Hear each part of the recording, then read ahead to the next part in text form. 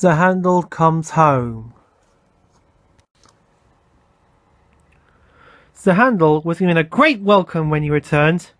It was too late for the workmen to unload him that night, so the engine asked if his truck could be put where he could tell them all about his adventures. "A real prince and princess came to see us," the Handel told them proudly. "They rode in a special train. Driver says they were given some books about us, written by someone called the Thin Clergyman, but I didn't really understand that." "I do," said Duke. "He and the fat clergyman were the ones who found me, and they put me in a book too." Peter Sam was impressed. "Did you pull the prince's train?" he asked the Handel. "No," replied the Handel. "I was a spare engine. It poured with rain and I got soaked. I pulled a special wedding train though. We had to bring the coaches back very early in the morning. I'd never been out at that time of day before." Peter Sam told the Handel about his tangle with the brambles. The Handel laughed. "I know what you mean," he said.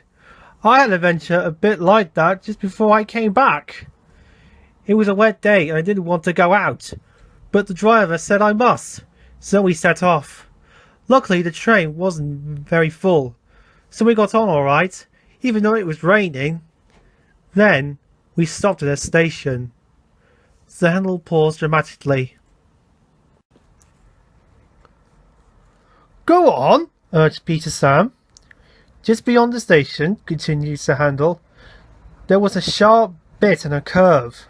Well, it was wet, so naturally I was concentrating on getting up the hill." "Of course," agreed Rheneas gravely. "As we came round the bend, a tree suddenly seemed to jump out at me. I tried to stop, of course, but my wheels slipped on the wet rails, and I ran smack right into the tree. It hurt, I can tell you." "It must have done," agreed Duke, and there were sympathetic murmurs from the others. "The tree didn't actually hit me in the eye," explains the Handel, "but the driver and fireman made a great fuss about it. Next morning they put a bandage on my forehead and a patch over one eye. Everyone laughed and said I looked like a pirate.